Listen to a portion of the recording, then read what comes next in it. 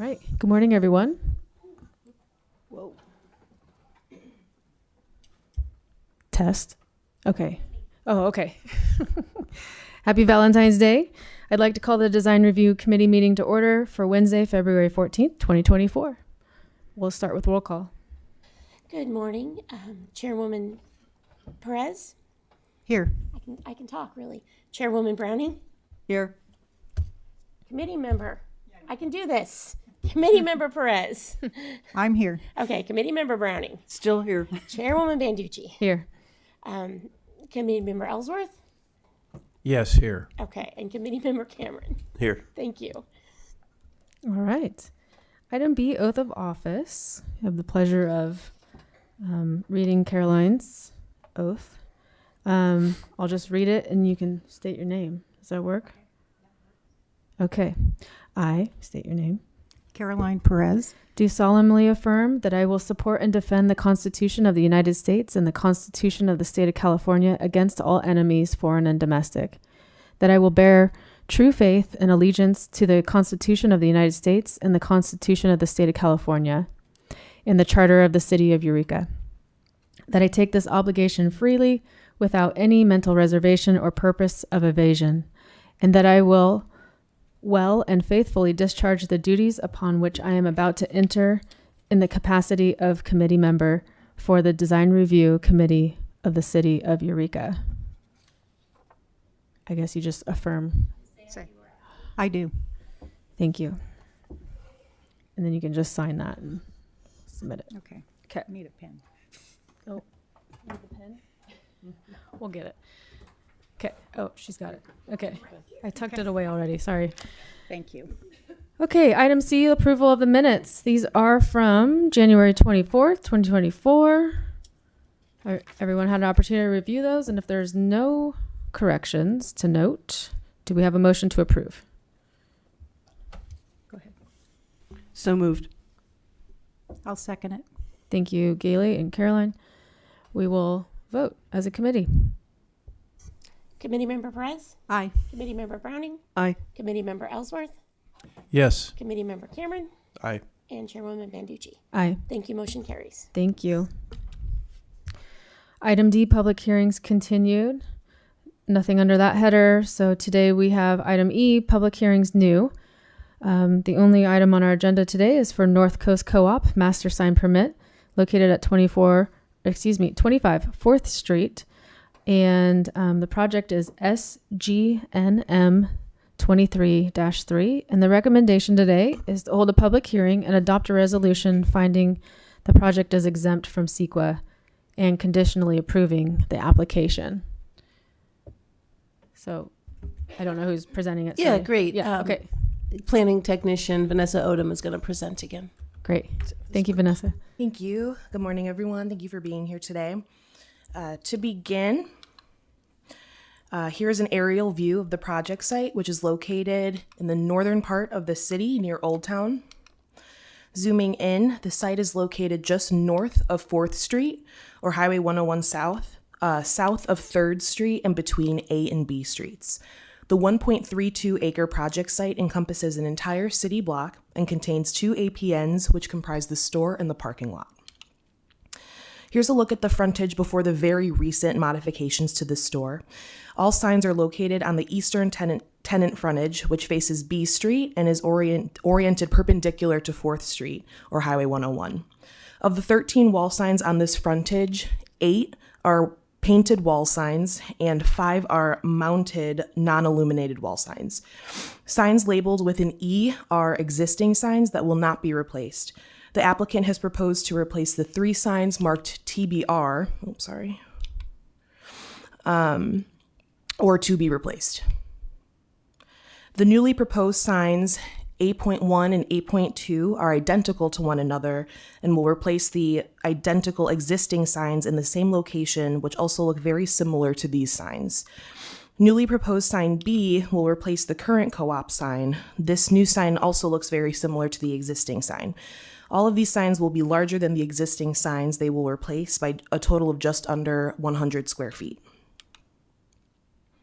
The proposed sign program is subject to city wall sign standards, which allow 2 wall signs per tenant frontage and a maximum of 32 square feet of total wall sign area per tenant frontage in the downtown West zoning district. The proposed sign program exceeds these standards by 11 wall signs and 550 square feet, respectively. The co-op sign permit application was received prior to the 2023 annual zoning code update, effective November 17th, 2023. The recent update removed a provision that allowed a master sign program to deviate from maximum size of signs permitted and only allows a maximum of 128 square feet of wall sign area, which would be allowed by transferring the 32 square foot per frontage to one frontage. Because the application was received prior to the most recent zoning code update, the application may still request a deviation from the maximum sign area in addition to the number of signs per tenant frontage as allowed in the previous ordinance. Therefore, because these deviations can be allowed through a master sign permit must be approved by the Design Review Committee. This table, which is in the staff report, summarizes conditions to the proposed master sign program. Planning staff has determined that with these conditions, the master sign program meets all 7 required findings needed for the Design Review Committee to approve this project. Therefore, the recommendation is to hold a public hearing and adopt a resolution to conditionally approve this master sign permit. Here is a suggested motion, but I will stop sharing the screen for discussion. Myself as well as the applicant are available for questions. Thank you. Thank you, Vanessa. All right, we'll begin with questions for staff from the committee. Vanessa, what are the 7 conditions? Yeah, I have that up. Are you talking about the conditions that we're imposing on them or the findings for approval? Findings. Okay, yep, we have that. Yeah, I also have it in the staff report. It's also the last slide of the presentation, if that's easier to just take a look at. Okay, so here's a list of the required 7 findings. And Vanessa could go over how we made each finding if you'd like. And I think it's important to note here that, you know, as we are implementing the new sign regulations, you know, it's been challenging. We've been making little tweaks to it each zoning code update, but they did get this in before the recent one that took away the max sign area. But we wanted to point out that a lot of those signs are wall painted. So we do have a condition that they can only have 5 mounted wall signs as they have now. They can't exceed the size of the mounted wall signs they have now. And then the rest of the signs have to be painted. We thought the painted wall signs go well with the murals that are there already. And we also feel like because of how large the site is and the way it's perpendicular to the highway and that it's a grocery store, it sells a lot of different, offers a lot of products and services. That it was okay. And the building was very articulated with the way the little towers are. So that was kind of some of our reasoning to be able to make these findings. Thank you. Gailey, did you have any comments or questions about the findings? No, I think they're very reasonable. Are we going to see pictures of the new signs? Pictures or is in the renderings? staff report. Oh, those are they? Yeah, like Yeah, so those are the new signs proposed, and the slide right before this is the current ones. So they look pretty similar. Yeah. And with our new sign regulations, if you basically take a sign down and put it back up, you have to adhere to the new sign regulations. That's why they are getting the master sign permit now. And then here's the new signs. So you can see they look pretty identical. similar. The new ones are nice and clean, bigger. Yeah, Yeah, they are They're a little bigger. legible. Yep.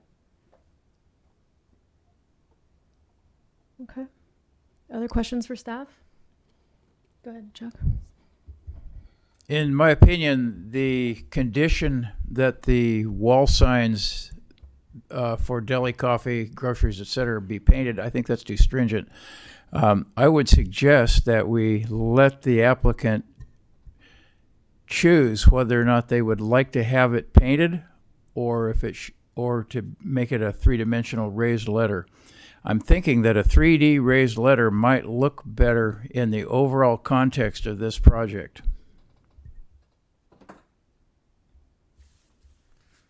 They're not proposing any changes to the painted letters at this time, correct? No, correct. But we do have a condition that's limiting them to 5 attached wall signs, or I can't remember the language we used.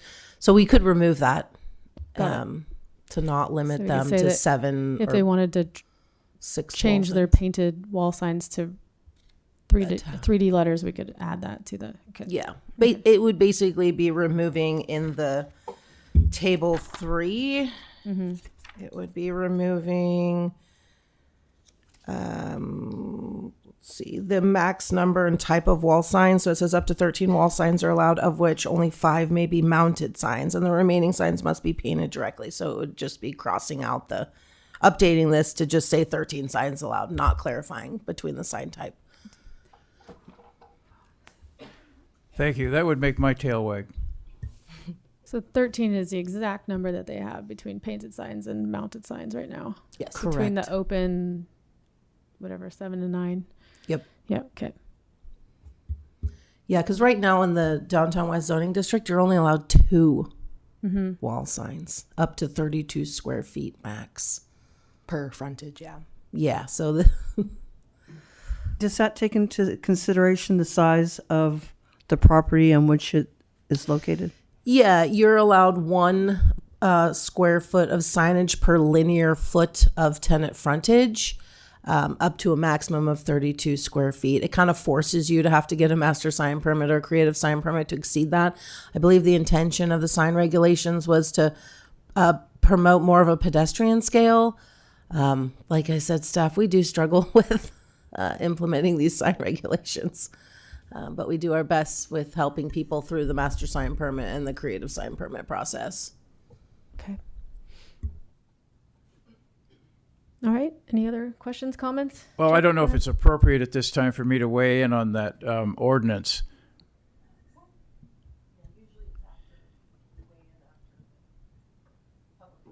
Okay. I'll do it. Want to hold that thought? You bet. Okay. Anything else? Okay. At this time, I'll open it up to public hearing. I'm sorry. Was the applicant on the line? Okay. Okay.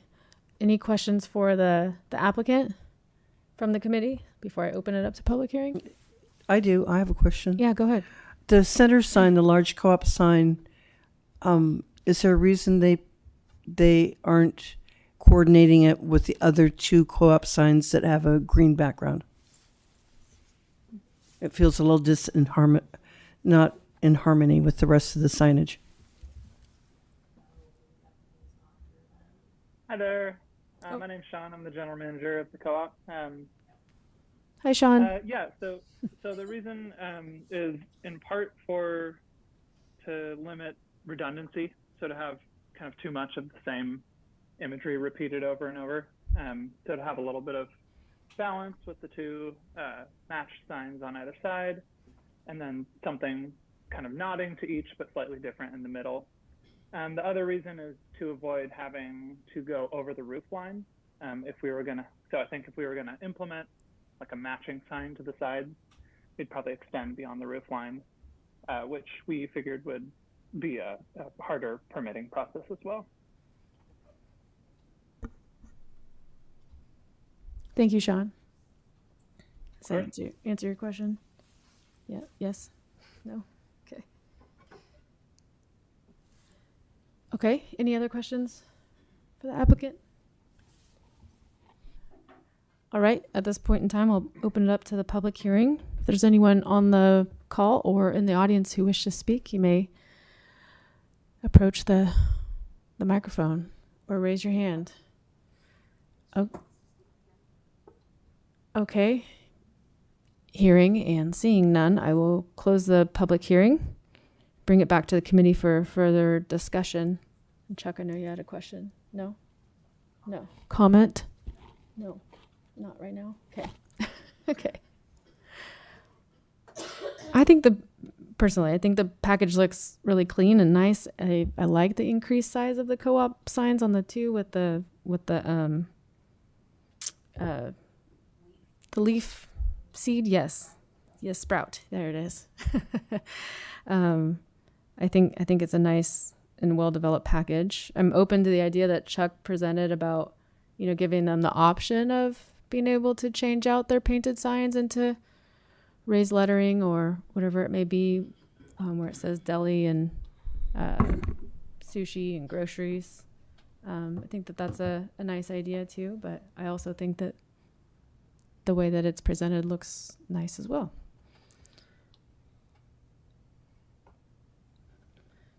Any other comments from the committee?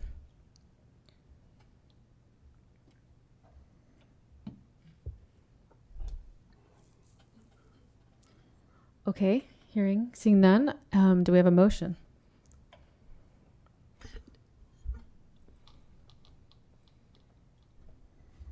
Well, I'll step up for it. Everybody's sleeping here. I would move that we approve with the conditions modified as presented. Okay, so to remove the requirement that only 5 are mounted, so all 13 can be mounted. Okay. I'll second. Thank you. We have a motion and a second, and the committee will now vote. Committee Member Perez, Aye. Committee Member Browning, Abstain. Committee Member Ellsworth, Yes. Committee Member Cameron, Aye. and Chairwoman Banducci. Aye. Thank you. Motion carries. Thank you. All right. Takes us to item F, old business, which there is none. Also, same under new business, no items there. Pre-application review is also empty. That takes us down to item I, director's reports and communications.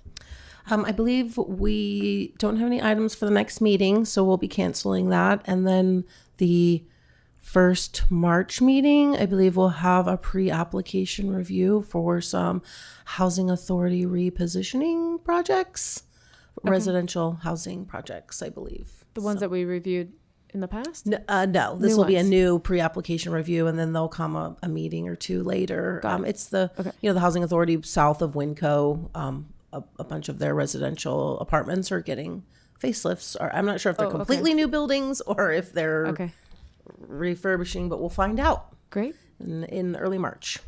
Fantastic. Thank you for that. Okay. Item J, other reports and communications. There are none. That takes us to item K, oral communications. This section of the meeting provides the committee members and the public an opportunity to address the design review committee on any subject not appearing on the agenda. Anything from the committee or the public today?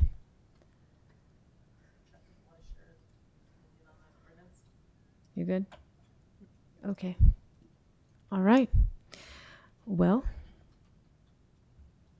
that brings us to item L, and we will adjourn the meeting. Thank you all. Okay.